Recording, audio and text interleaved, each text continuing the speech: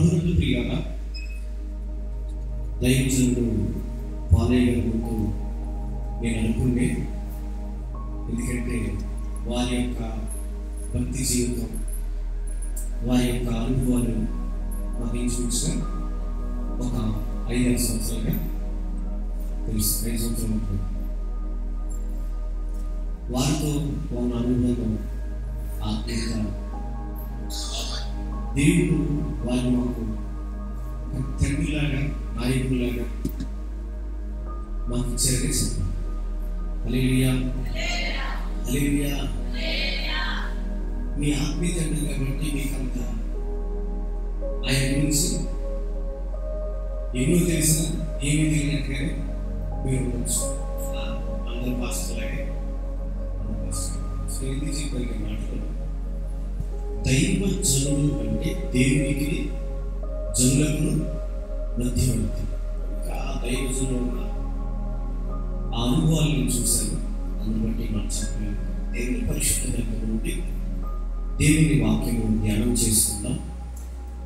మత్తయి సువార్త 14వ అధ్యాయం 22-23 చదువుతున్నాం.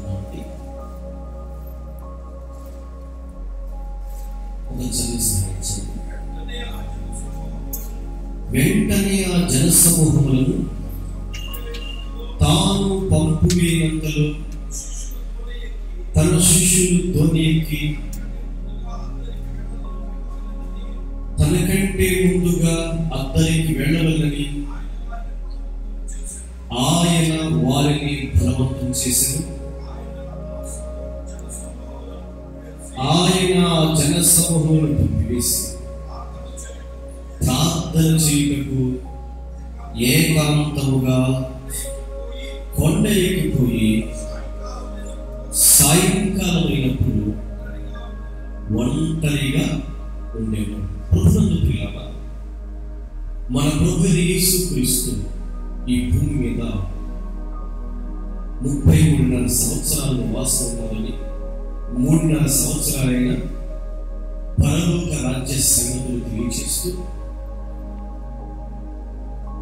నరకం నుండి తప్పించుకోవడానికి మారు మనసు పొందండి, బాప్తిసం పొందండి, పరలోక రాజ్యానికి వారసులు కండని ఆయన దేవుని రాజ్య సువార్తను ప్రకటించినట్లుగా లేఖనాలు తెలియజేస్తాం కనుక ఆ విషయాన్ని మనకు తెలుసు.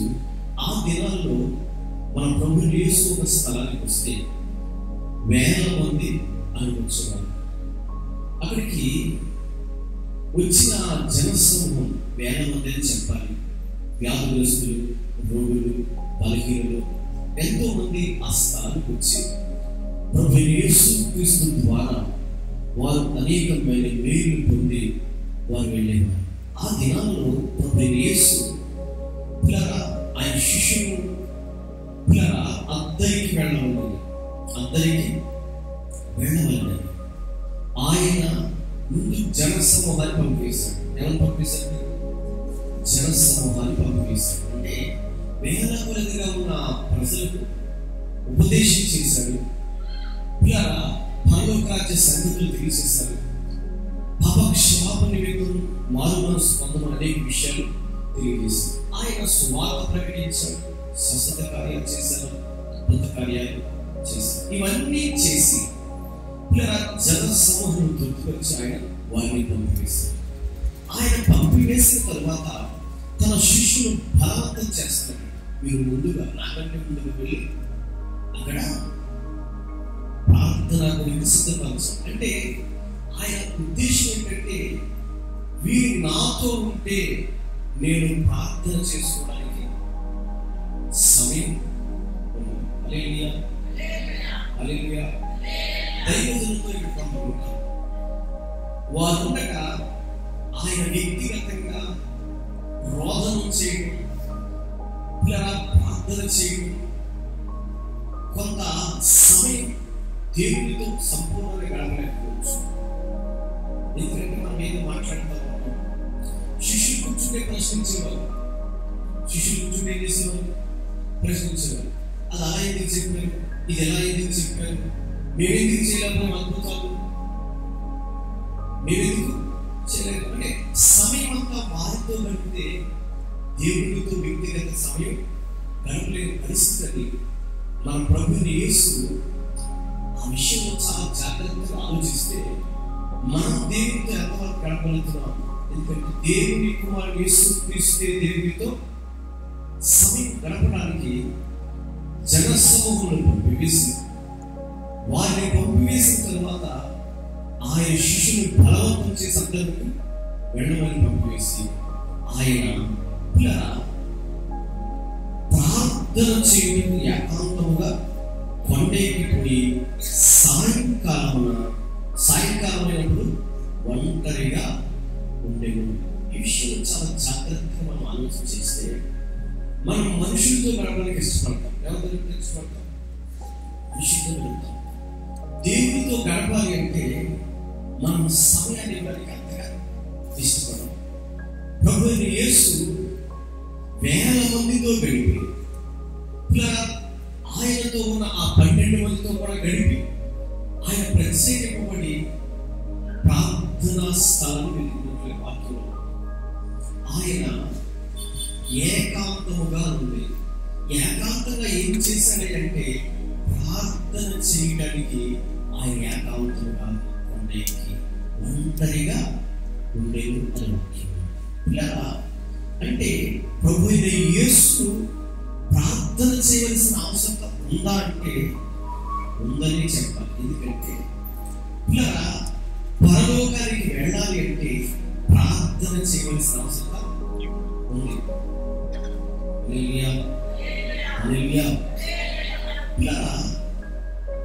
మార్కు సువార్త 6:45 మార్కు సువార్త 6:45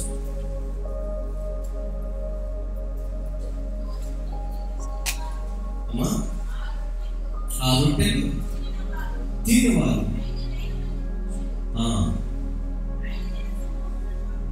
చూడండి, ప్రభువైన యేసు ఆయన ఒక చోట ఉన్నప్పుడు వేల మంది వచ్చారు. ఎంతమంది వచ్చారు? వేల మంది వచ్చారు. సంఖ్యను చూస్తే 5,000 మంది పురుషులు అన్నారు. అక్కడ ఇంకా స్త్రీలు పిల్లలు ఉంటారు అని కూడా అక్కడ మనం అంచనా వేసుకుంటే చాలా మంది వచ్చారు. వేల మంది వచ్చారు. వేల మందిలో ఆయన ప్రార్థన చేశారు. మాట్లాడుతుంది. వేల మందికి ఏం చేశాడు? ఆయన ప్రార్థన చేశాడు. అంటే ఎవరితో గడిపినట్టు? దేవునితోనే గడిపినట్టు. దేవునితోనే ఉన్నాడు. దేవుని నామంలో వారి పక్షంగా ప్రార్థన చేస్తే వారికి స్వస్థత కార్యాలు జరిగాయి. అద్భుతం కూడా జరిగింది. 2 చేపలు 5 రొట్టెలు వేల మందికి పంచినట్టుగా మనం చూస్తున్నాం. వారు మరలా తిని కూర్చుని పంపుకొని ఇద్దరని చెప్పాలి. ఎందుకు మాట చెప్తారంటే ప్రభువైన యేసు అద్భుతాలు చేశారు.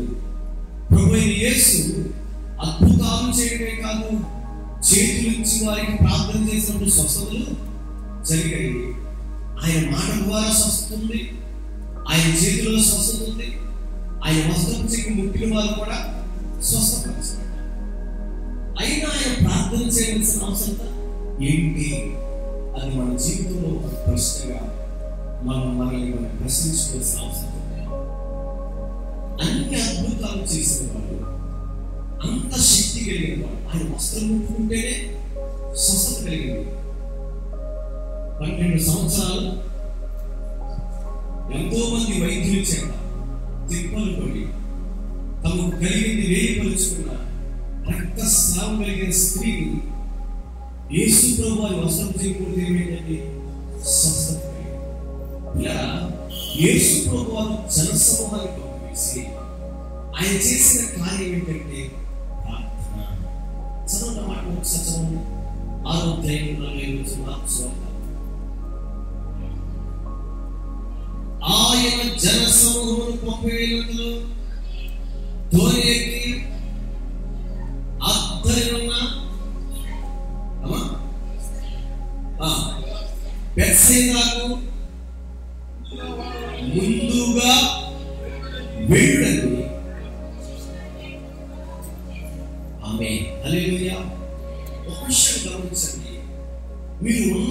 వెళ్ళాలి, మీరు ఉన్న పాటున వెళ్ళాలి. ఆయన ఏం చెప్పు, ఆ వాడికి ఏం చెప్తున్నాడు, మనం కూడా చెప్తాం, నేను వెళ్ళి అక్కడ సౌండ్ సిస్టమ్ పెట్టు, లైట్లు పెట్టని మన పిల్లలకి మన సరిపోతున్న మన పిల్లలకి ఎలా చెప్తాము. ముందుగా ఆయన కంటే ముందు సిద్ధపరచడానికి ఆయన పంపినట్లుగా.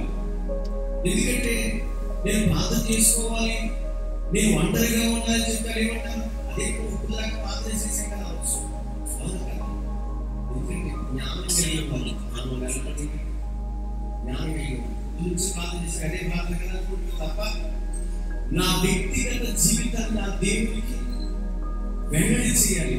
నాకున్న ఆత్మీయ స్థితి ఎంత అనేటువంటిది మనల్ని మనం పరిశీలన చేసుకోవడానికి ఇష్టపడతాం. ప్రభు యేసు వారిని పంపివేసి బలవంతంగా పంపాడు. బలవంతంగా పంపి ఆయన ప్రార్థన చేస్తున్నాడు. ప్రభు యేసుని గురించి మనం చాలా విషయాలు పెట్టుకున్నాం. ఆయనలో ఉన్న అనుభవం ఏంటో మనం నేర్చుకోకపోతే మనం పరలోకం సాధ్యం కాదు. మోషే ప్రార్థన చేశాడు, ఇర్మియా ప్రార్థన చేశాడు, సమూయేలు ప్రార్థన చేశాడు, భక్తులు ప్రార్థన చేశారు. ఆ ప్రార్థన అద్భుతాలు చేయడానికో పిల్లరా వారు కొన్ని సూచక క్రియలు చూడడానికో ఈ లోకంలో పిల్లరా మోషే పిల్లరా ఎర్ర సముద్రం చూసి ప్రార్థన చేస్తారు. దేవుడు ఏమన్నాడు, సాగిపో, ప్రార్థన చేసే సమయం వెళ్ళిపో. సంగమా ప్రభు యేసు చేసిన ప్రార్థనకి భక్తులు చేసిన ప్రార్థనకి వ్యత్యాసం ఉంది. భక్తులు పిల్లల ప్రజల కొరకు ప్రార్థన చేసిన విషయాలు ఉన్నాయి, పిల్లల కొన్ని అద్భుతాల కొరకు ప్రార్థన చేసిన విషయాలు ఉన్నాయి. అయితే ప్రభు అయిన యేసు చేసిన ప్రార్థనలో ఒక మర్మం ఉంది. దాన్ని మనం గమనించకపోతే, గ్రహించకపోతే మనం వ్యక్తిగత ప్రార్థన చేయలేము. ఆ మర్మాన్ని గ్రహించకపోతే, ఆయనలో ఉన్న ప్రార్థన అనుభవాన్ని మనం నేర్చుకోకపోతే మనం పరలోకం చేరడం సాధ్యం కాదు. హల్లెలూయా. చూడండి పిల్లరా, మార్కు సువార్త 14వ అధ్యాయం 32వ వచనం ఒకసారి చదవండి.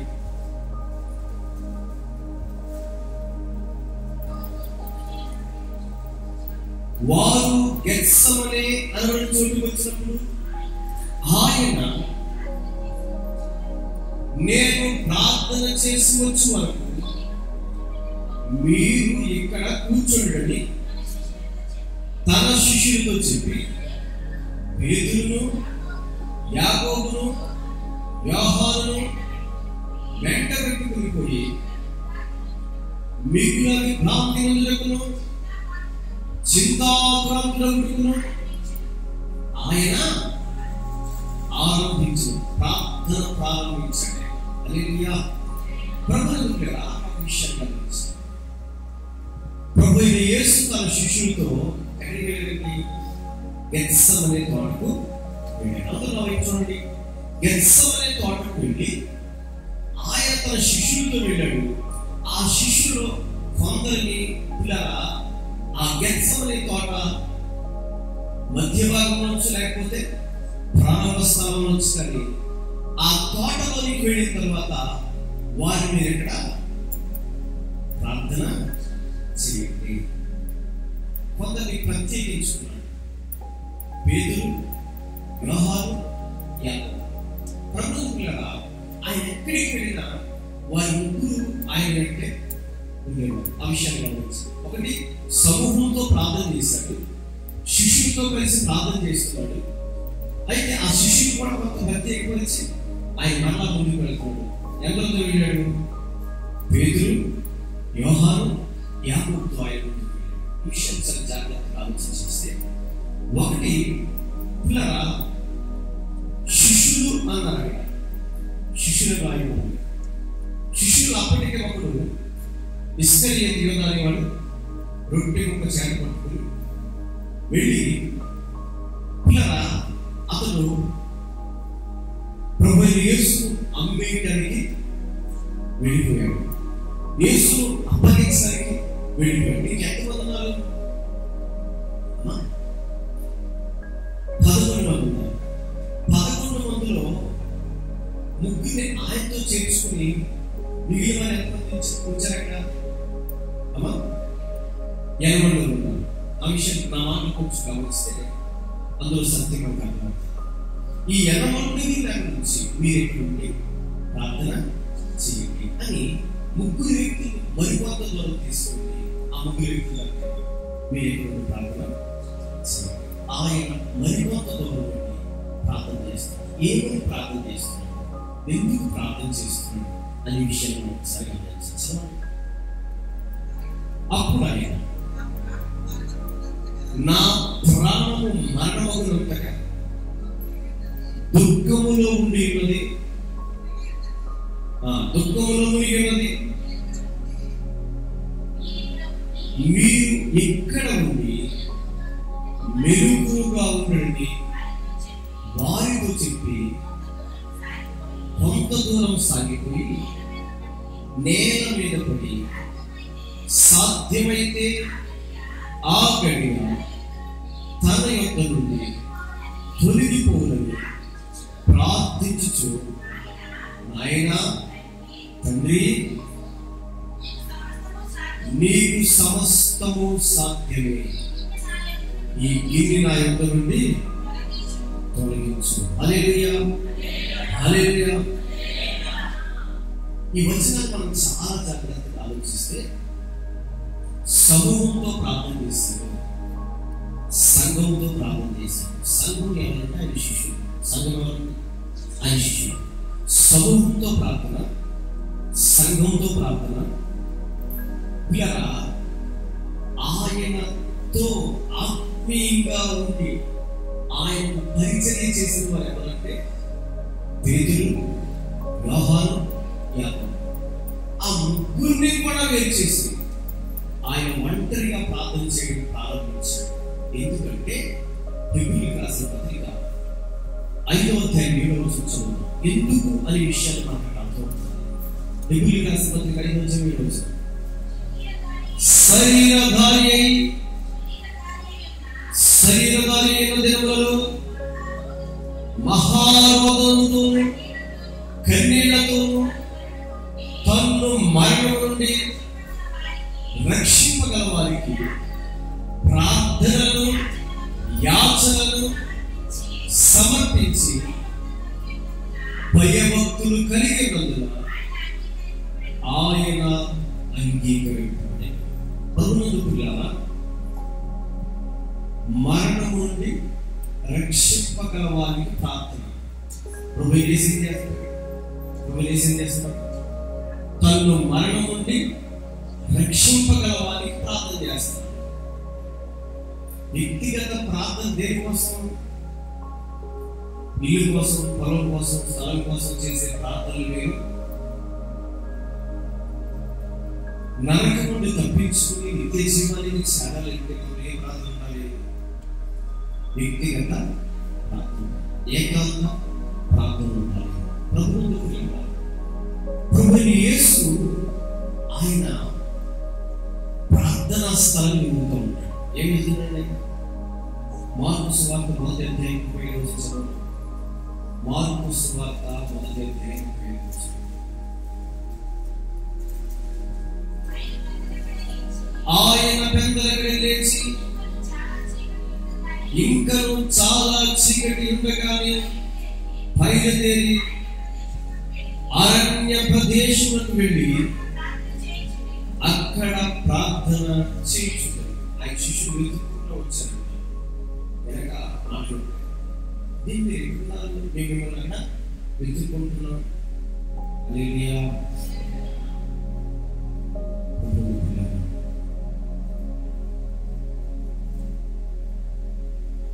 దేవుని వాక్యంలో చూస్తే ప్రభువుని యేసు ఏమి వెళ్తున్నాడంటే ప్రార్థనా స్థలాన్ని. ఆయన గ్రామంలో ఉన్నాడు. గ్రామంలో ఉంటే మాటలు ఇలా శబ్దాలు ఉంటాయి. అవునా?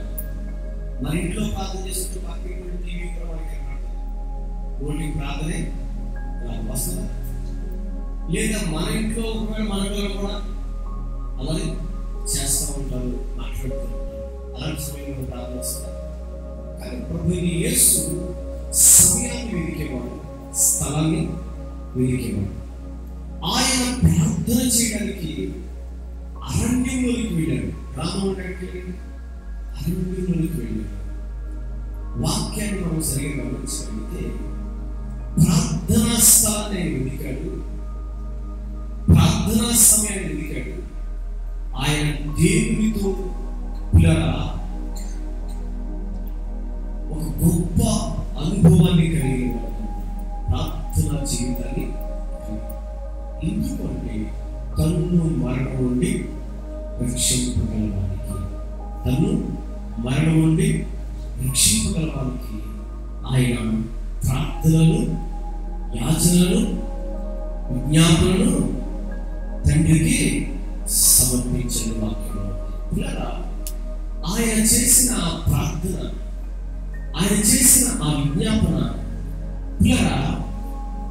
ఎందుకొరకు అంటే తను మరణం నుండి రక్షింపగలవానికి అని వాక్యంలో ఉంది. అంటే మనం ఎవరికి ప్రార్థన చేస్తున్నామంటే మరణం నుండి రక్షించే వారికి మనం ప్రార్థన చేస్తున్నాం కనుక లేఖనాలు మనం చాలా జాగ్రత్తగా పరిశీలన చేస్తూ అనుదినము దేవునితో గడపడానికి, మన ఆత్మీయ స్థితిని వృద్ధి చేసుకోవడానికి మనం ప్రయత్నం చేయాలి. స్థలాన్ని వెతికి ఆయన లేఖనాలను మనం చూస్తే పౌలు గారు కూడా అంటారు చూడండి. పౌలు గారు ఏమంటారు చూడండి. ఫిలిప్పీయులకు రాసిన పత్రిక 3వ అధ్యాయం 10వ వచనం. ఏ విధము చేత నేను మృతులలో నుండి నాకు పునరుత్థానము కలుగువలని ఆయన మరణ విషయంలో సమానుభవంగా ఆయన పునరుత్థాన బలము నిమిత్తము ఆయన శ్రమలో పాల్గొనక ఎట్టిదో ఎరుగు నిమిత్తము సమస్తమును వ్యక్తపరుచుకొని వాటిని గంటతో సమానముగా ఎంచుకుంటున్నాను. దయచేసి ఈ వచనం కూడా గమనించాలి. అంటే ప్రభువైన యేసు తన్ను మరణం నుండి రక్షింపగలవాలి అంటే మరణం తరువాత పునరుత్థానం చెందాలంటే మనం ఏం చేయాలి? పునరుత్థానాన్ని పొందాలంటే మనం ఏం చేయాలండి? ప్రార్థన చేయాలి. ఎవరు మనల్ని రక్షించేది? మరణం నుండి మనం తప్పించేది, మరణం నుండి మనం విమోచించేది, మనం మరణమైన తర్వాత పునరుత్థానం కావాలి అంటే క్రీస్తు మరణంలోను పునరుత్థానంలోను మనం పాలువారం కావాలని మనం ఆలోచించాలి. ప్రభువైన యేసు మరణంలో పునరుత్థానంలో ఆయన ప్రార్థన చేయడానికి ముఖ్య ఉద్దేశం ఏంటంటే మరణం తర్వాత ఏముంది? పునరుత్థానం ఉంది. మరణం తర్వాత ఏముంది? పునరుత్థానం ఉంది. ఒకవేళ మనం ఈ దినాన్ని ప్రభు వస్తే సజీవులుగా మనం మన పరిశుద్ధతను బట్టి, మన నీతిని బట్టి, మన యథార్థతను బట్టి మన దేహాలు మహిమదేహంగా మార్చబడి ప్రభు ఎదుర్కోవచ్చు. ఒకవేళ ప్రభు రాకడ ఆలస్యం, మన పోకడ ముందుగా ఉంటే మనకు పునరుత్థానం దొరకాలంటే ఏం చేయాలి? మరణం నుండి తప్పించగల వారికి ప్రభువైన యేసుని మనం ప్రార్థన చేయాలి. ఎందుకంటే ప్రార్థన లేకుండా పరలోకం చేరడం సాధ్యం కాదు. పరలోకంలో వచ్చిన దేవుని కుమారుడు ఎవరైనా మన సృష్టికర్త అయిన దేవుని కుమారుడు ప్రార్థన చేయడానికి ముఖ్య కారణం ఏంటంటే ఆయన మరణించి పునరుత్థానమై తిరిగి లేవాలి. అలా లేస్తేనే ఈ సృష్టికి రక్షణ ఉంది. ఈ సృష్టిలో మానవుడు రక్షణ కొరకు మన ప్రభువైన యేసు మరణ పునరుత్థానములు కలిగిన వాడే ఉన్నాడు. కనుక అపోస్తలుడైన పౌలు మాట చెప్తాడు ఏమంటే నేను ఏ విధము చేత నేను మృతులలో నుండి నాకు పునరుత్థానం కలుగుతుంది. నాకేం కావాలి? నేను మృతుడవుతాను. ఒక దినం నేను మృతుడనే దినం అంటూ ఒకటి ఉంది. అది ఎప్పుడు నిర్ణయించుకుంటున్నాడు? బ్రతికుండగా నిర్ణయించుకున్నాడు. హల్లెలూయా, హల్లెలూయా, హల్లెలూయా, హల్లెలూయా. చాలా సార్లు మనకి సేవకు అమ్మ సమర్పణ కలిగిన భక్తి చేయగలరు. సమర్పణ కలిగిన భక్తి చేయాలి. మీ దేహము దేవునికి ఆలయమైంది, సజీవ యాగంగా మీ దేవునికి మీరు సమర్పించుకోవాలి మీ దేహాన్ని. లేఖనాలను బట్టి హెచ్చరించి మాట్లాడితే పాస్టర్ గారు అవి తీసేయమంటున్నారు, ఇవి తీసేయమంటున్నారు, వస్తువులు తీసేయమంటున్నారు, రకరకాలుగా మా మీద ఎవరి మీద ఉపదేశించే సేవకుల మీద తిరుగుబాటు మాటలు చెబుతారు. దయచేసి నా మాట్లాడవచ్చు. ఒకవేళ మనం మరణమవుతాం, మృత్యుమవుతాం చూసారా, అప్పుడు సమర్పణ చేస్తారు. అవునే కదా, గొలుసు బంగారం ఇవి ఉంటే అమ్మా అవి మా వద్దు, మా తల్లిని అలాగే సమాధి పెట్టులో పెడతామని కుమారుడు కుమార్తెలు వరకు చూడలేదు. నా మాట అర్థమవుతుంది, అర్థమవుతాయి కదా. అంటే సమర్పణ నీకు ఎప్పుడు చర్చే కాదు, మరణం తర్వాత నీ సమర్పణ, మరణం తర్వాత కాదు. మహిమను పొందాలి అంటే ఒక సమర్పణకు వచ్చాడు దైవజనుడు పౌరుడు. ఒక సమర్పణకి వచ్చాడు. నాకు మరణం తర్వాత ఏం కావాలి? పునరుత్థానం కావాలి. ఈ పునరుత్థానం కావాలంటే నాకంటే ముందుగా యేసు ప్రార్థన చేసి ఆయన ఉన్నాడు. నక్కలకు పొయ్యి ఉన్నాయి, ఆకాశ పక్షులకు గూడు ఉన్నాయి, మనిషి కుమారుడు కావాల్సినందుకు స్థలం లేదు. అయితే అపోస్తలుడైన పౌలు కూడా తనకు కలిగినంత ఏం చేస్తున్నాడంట? పెంటగా ఎంచుకుంటున్నాను అంటున్నాడు. అంటే కలిగింది విడిచిపెట్టి ఆయన స్వార్థ చేస్తూ సంఘాలు స్థాపిస్తూ ప్రపంచ సువార్తని నాలాంటి వాళ్ళు చెప్తాను. నేను ఆయన ప్రపంచ సువార్తను అంటాను.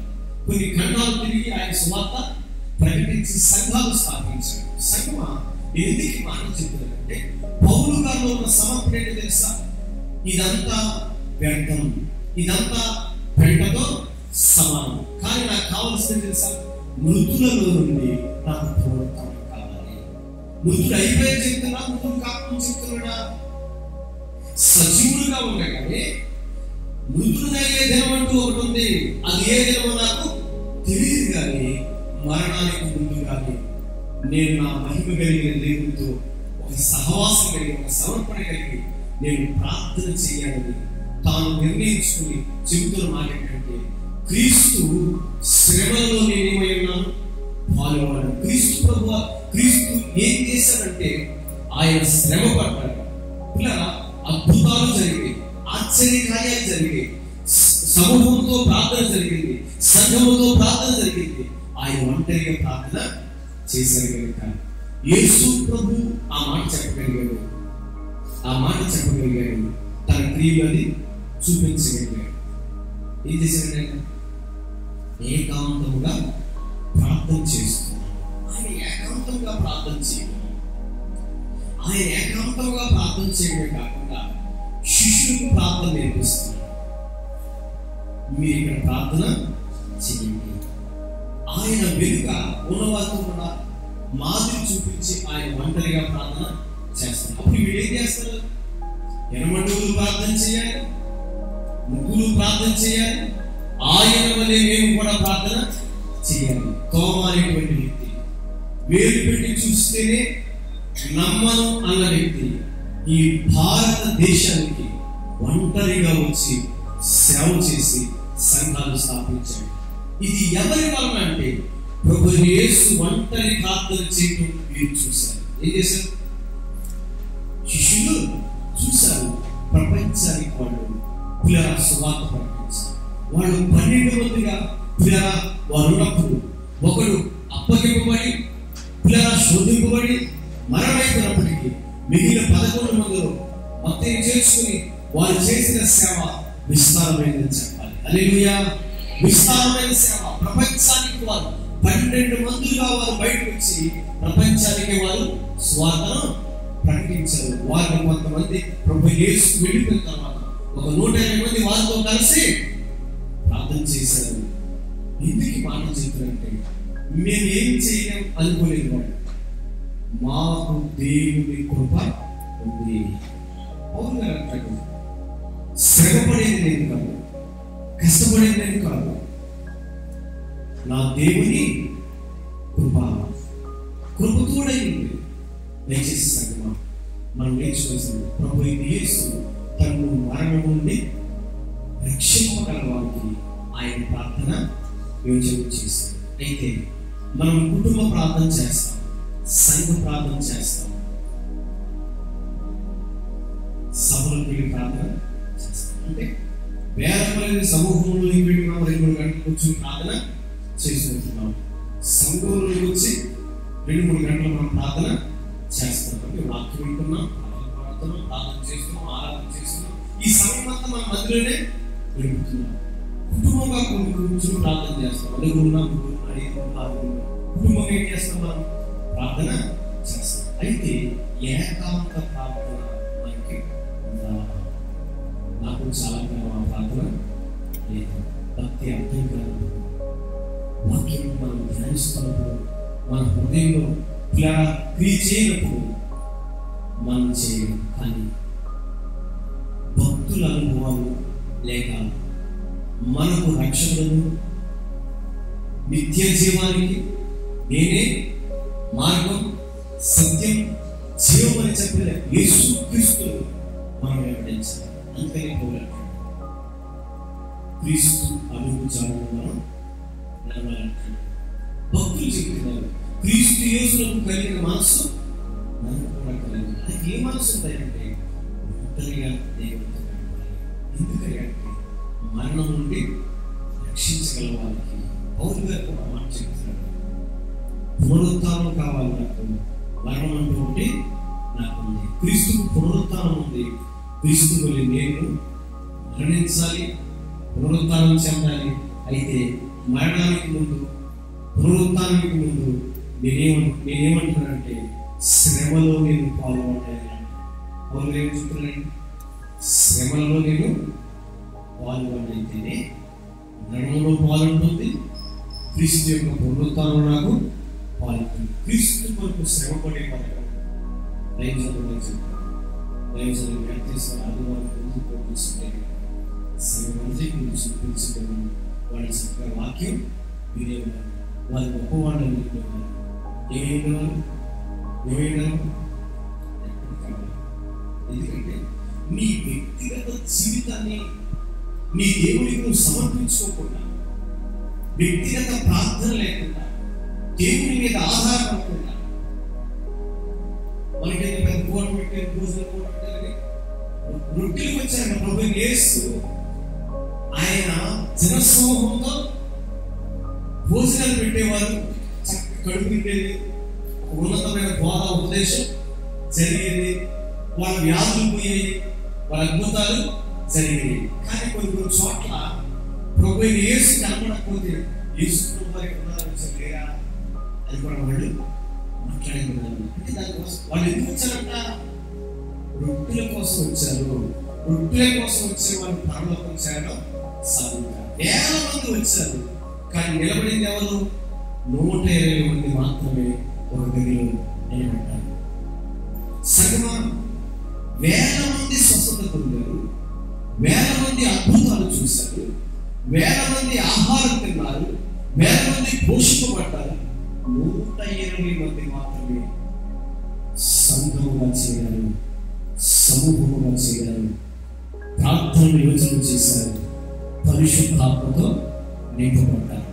నేను మాట చెప్తున్నానంటే ప్రార్థన చేయకపోతే పరిశుద్ధాత్మ పొందడం సాధ్యం కాదు. ఆయన ఆత్మ లేనివాడు అయ్యేవాడు కాదు.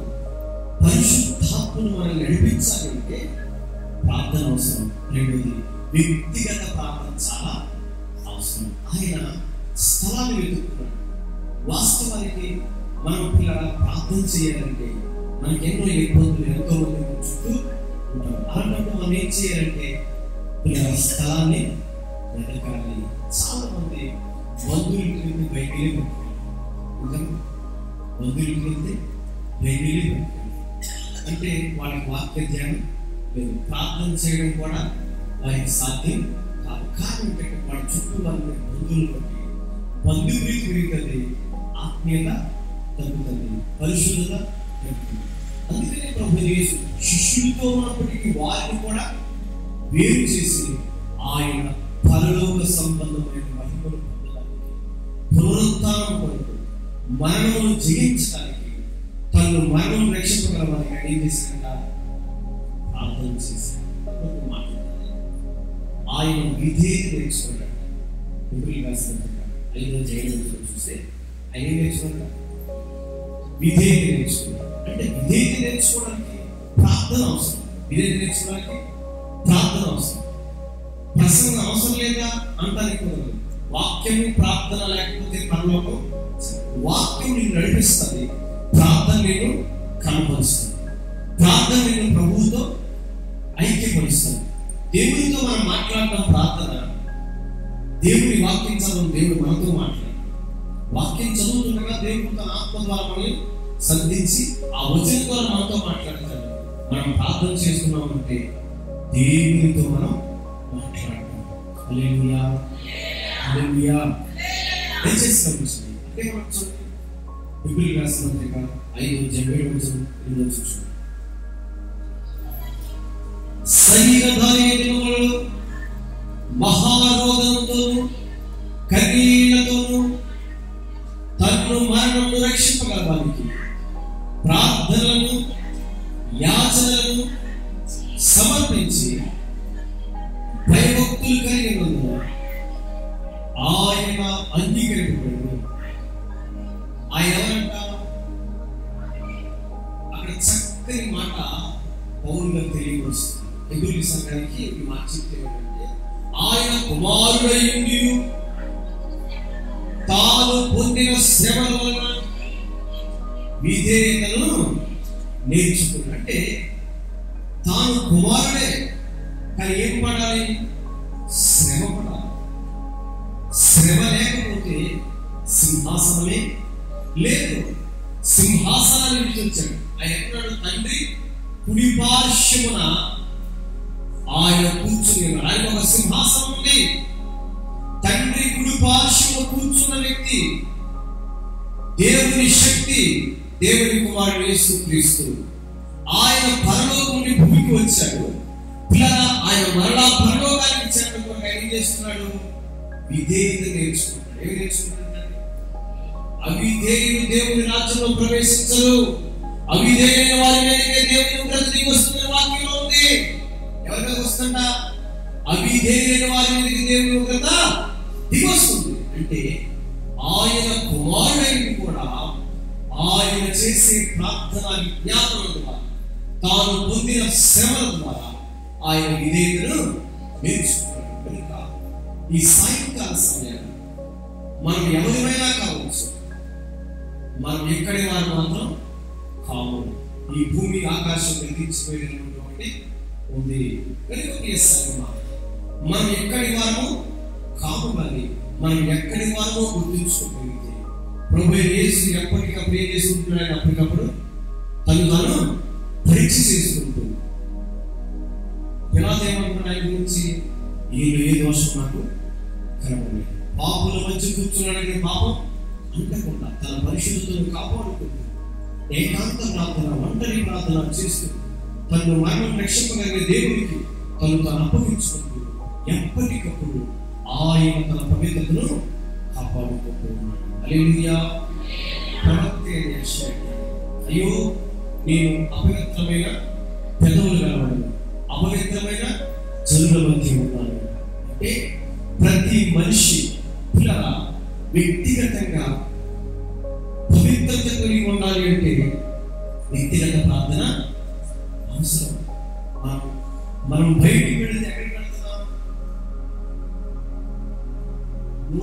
నోరు శుభ్రం లేనంతో మాట్లాడతాం. మన పని మనం చేసుకుంటున్నా వాళ్ళు మాట్లాడే మాటలు చాలా ఘోరంగా ఉంటాయి. వారి జోలికి మనం వెళ్ళకపోయినా ఆ మాటల వలన మన హృదయం ఏమవుతుంది? అపవిత్రం ఉంటుంది. అందుకని ప్రభువైన యేసు విధేయత నేర్చుకున్నాడు. ఎక్కడ తండ్రికి అవిధేయుడిగా లేడు కనుక ఆయన మరలా పరలోకానికి వెళ్ళడానికి వీలు కలిగింది. హల్లెలూయా, హల్లెలూయా.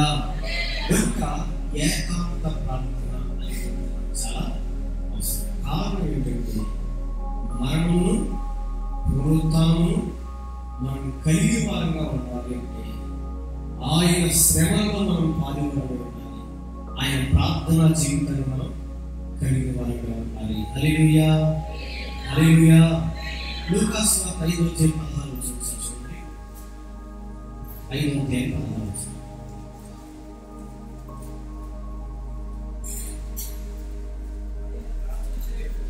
ఆయన ప్రార్థన చేయటకు అరణ్యంలోనికి వెళ్ళుచుండెను. ఒకనాడు ఆయన బోధించుచుండగా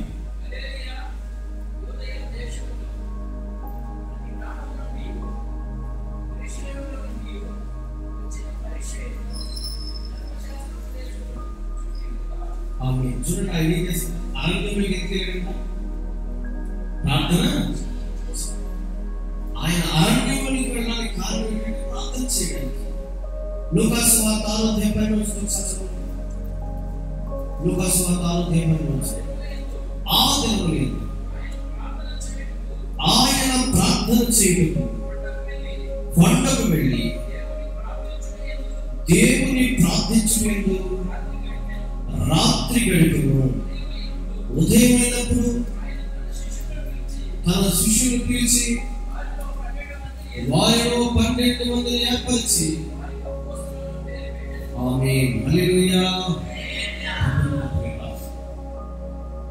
ప్రభువైన యేసు చేసే కార్యాన్ని మనం గమనించగలిగితే ఆయన కొండకు వెళ్ళి ప్రార్థించాడు, అరణ్యానికి వెళ్ళి ప్రార్థించాడు, రాత్రంతా ప్రార్థించాడు.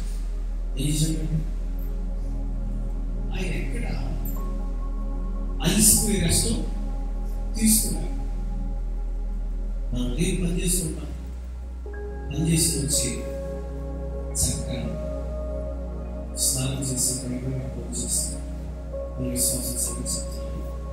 మన విశ్వాసం సంగతి మన విశ్వాసం యొక్క విశ్వాసం, క్రైస్తవుని యొక్క విశ్వాసం, క్రైస్తవుని యొక్క దినచర్యని చెప్తున్నాం.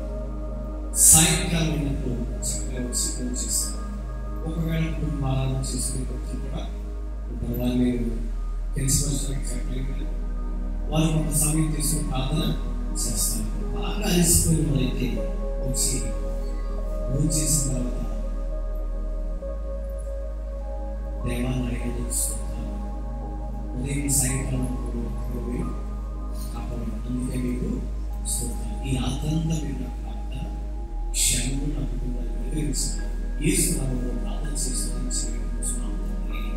అనే ప్రార్థనతో ముగించి మరలా వేగుని లేచి వేగుని లేచి ప్రార్థన చేసి అనుభవం కానీ ఇంచుమించుగా 6-7 నిమిషాలు వేసిపోయి అప్పుడేమనిపిస్తుంది? తెల్లపోయింది. మళ్ళా దినచర్య ప్రారంభించడానికి కొందరు చిగురు పట్టుకుని ఉంటారు, కొందరు రకరకాల కార్యాలు చేసేవారు. ఉదయాన్నే లేచుకుని ప్రార్థన చేస్తారు. దేవాలయాలు వచ్చి నీకు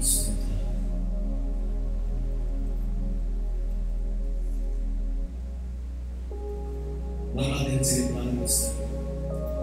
కానీ 3-4 సార్లు ప్రార్థన చేస్తారు. ఎప్పుడు ప్రార్థన చేస్తారు? టిఫిన్ చేసినట్టు ప్రార్థన చేస్తారు. ఎందుకంటే తినేటప్పుడు ఇబ్బంది ఉంది. అలా మధ్యాహ్నకాల సమయంలో వచ్చేసి ప్రార్థన చేస్తారు. సాయంకాలం మంచి ప్రార్థన చేస్తారు. చూసి 5-6 సార్లు ప్రార్థన చేస్తారు. ఎప్పుడంటే ఉదయం లేవగానే టిఫిన్ చేసేటప్పుడు, భోజనం చేసేటప్పుడు, సాయంకాలం భోజనం చేసేటప్పుడు, సాయంకాలం వల్ల పండుగలు. ఎందుకంటే మన మనసు కదలకున్నట్టు, మన మనసు కదలకున్నట్టు, మన మనసాన్ని ఎవరు కనుక్కున్నట్టు అర్థంగా క్షేమంలో ప్రార్థన చేస్తుంది. మాట చెప్తుందంటే మన క్రైస్తవునికి కావలసింది క్రీస్తులో ఉన్న అనుభవాలే కానీ అందరూ చేసే భక్తి మనం చేయకూడదు. క్రీస్తులో ఉన్న అనుభవాలు పౌలు గారు నేర్చుకుని మాట్లాడుతున్నారు. పౌలు గారు నేర్చుకుని మాట్లాడుతున్నారు. ఆ మాటలు గమనించాలి. ఆ విషయాన్ని మన హెబ్రీ సంఘం చెప్తున్నారు. మనకు రక్షింపగల వారికి ఆయన కుమారుడే ప్రార్థన చేశాడు. మనము కుమారులే కానీ మనం పరలోకం వచ్చిన వారు మాత్రం పరలోకం వెళ్ళడానికి మనకు ఏర్పరచిన క్రీస్తు మార్గంలో మనం క్రమపరచాలి.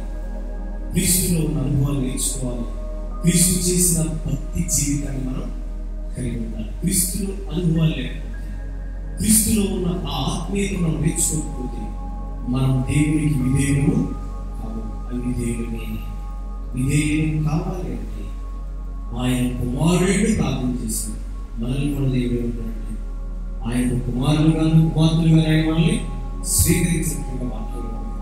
ఆయన స్వీకరించాడు. కానీ మనము ఆయన కుమారులుగా కుమార్తెగా ఉండకపోతే ఆయనతో కూడా పరలోకంలో ఉండడం సాధ్యం కాదన్న సత్యాన్ని తెలియదు. మనమంతా ఒక్క నిమిషం ప్రార్థన చేద్దాం. అయ్యా, వ్యక్తిగత ప్రార్థన జీవితం నాకు నేర్పించు. క్రీస్తులో ఉన్న అనుభవం నాకు నేర్పించని ప్రార్థన చేయగలిగితే నిశ్చయంగా ఈ రాత్రి లేక ఈ సాయంకాల సమయంలో పరిశుద్ధాత్మ దేవుడు మీతో నాతో మాట్లాడుతున్నాను. అందరూ చేసే భక్తి అది సంపూర్ణమైనది కాదు. కొందరు చేశారు, వారి అనుభవాలు మనం నేర్చుకోవాలి. వారిలో ప్రథముడు మన ప్రభువు యేసుక్రీస్తు. పౌలు గారు చెప్తున్నారు, నాకు కలిగినంత ఉన్నదంతా పెట్టాను. నేను ప్రత్యేకించుకోవాలి. నాకంటూ వ్యక్తిగత జీవితం ప్రార్థన అవసరం. పిల్లలందరూ మరణం రక్షింపబడే వారికి ప్రభు యేసు చేసిన ప్రార్థన నేను చేయాలి. మరణము పునరుత్థానం ఉంది, దాన్ని నేను పొందాలి అంటే ప్రార్థన చేయాలి. వ్యక్తిగతంగా అయ్యా, నీ వాక్యం ద్వారా ఎంతవరకు మీరు నాతో ప్రభు యేసు కొండ ఎక్కి ప్రార్థన చేశాడు. అరణ్యానికి వెళ్ళి ప్రార్థన చేశాడు. తనతో ఉన్న వారిని వేరు చేసి ప్రత్యేకించి ప్రార్థన చేశాడు. తన వారితో ఉన్న ప్రార్థన ఉంది, తాను వారిని వేరు చేసిన ప్రార్థన ఉంది. అయ్యా, కుటుంబంగా మేము ప్రార్థన చేయాలి, సంఘముగా ప్రార్థన చేయాలి, సభలో సమూహంగా ప్రార్థన చేయాలి. ఈ ప్రార్థన చేశాం కదా అని వ్యక్తిగత ప్రార్థన చేయకపోతే తండ్రి నీ కుమారుడు యేసుక్రీస్తుతో కూడా నీ రాజ్యంలో ప్రవేశించే అర్హత నాకు లేదయ్యా. ఆ యోగ్యత నేను కోల్పోకున్నట్లు నేను కూడా వ్యక్తిగత ప్రార్థన చేసే కృపను దయచేసి అందరం ప్రార్థన చేద్దాం. దయచేసి ఈ రాత్రి మనం నేర్చుకోవాల్సింది ఏంటంటే వ్యక్తిగత ప్రార్థన. కుటుంబ ప్రార్థన మానేస్తే పరలోకం వెళ్ళాలి. సంఘముగా ప్రార్థన చేయకపోతే పరలోకం వెళ్ళాలి. సమూహంగా సభలో కూడి దేవుని నామాన్ని మహిమపరచకపోతే పరలోకం వెళ్ళాలి. వ్యక్తిగత ప్రార్థన లేకపోతే పరలోకం వెళ్ళాలి. అంటే అన్ని సమయాల్లో మనం క్రీస్తు నామములో తండ్రిని మహిమపరుస్తూనే ఉండాలి. క్రీస్తు నామములో తండ్రిని వేడుకుంటూనే ఉండాలి. ఎప్పటికప్పుడు మనం శుద్ధి చేసుకుంటూ మన ఆత్మీయతను కాపాడుకుంటూ మన పరిశుద్ధతను కాపాడుకుంటూ దేవుని సన్నిధిలో నమ్మకంగా ఉండడానికి, దేవుడితో సహవాసం కలిగి ఉండడానికి అపోస్తలుడు యోహాను అంటాడు, మాతో కూడాను తండ్రితోనూ కుమారుడు క్రీస్తుతోనూ సహవాసం కలిగి ఉండాలి. మొదట సంఘముతో సహవాసం కలిగి ఉండాలి, సేవకులతో సహవాసం కలిగి ఉండాలి, తండ్రితో సహవాసం కలిగి ఉండాలి, దేవుని కుమారుడు యేసుక్రీస్తుతో మనం సహవాసం కలిగి ఉండాలి. ఇది ఎప్పుడు మనకి అలవాటు పడుతుందంటే మనం ఒంటరిగా కూర్చోవాలి. ఒంటరిగా కూర్చున్నప్పుడు దావీదు నా ప్రాణమా యెహోవాను సన్నుతించు, ఆయన చేసిన ఉపకారాలు మర్చిపోతాను. ఒకటి, దేవుడు చేసిన కార్యాలను జ్ఞాపకం చేసుకుంటూ, రెండు, మనకంటూ మరణం పునరుత్థానంలో ఉందని గుర్తిరిగి దేవుని సన్నిధిలో మనం అప్పగించుకొని మన ప్రాణాత్మ దేహములకు దేవునికి మనం ఇలా సమర్పించుకుని భక్తి చేస్తే నిశ్చయంగా క్రీస్తు వలె మనం క్రీస్తు యేసును కలిగిన మనం మనస్సు మనకుంటే, క్రీస్తు అడుగు జాడలో మనం నడిచిన వారైతే నిశ్చయంగా క్రీస్తుతో కూడా రాజ్యం చేయడానికి తండ్రి మనకు తనకు నడిపించుకుంటాం.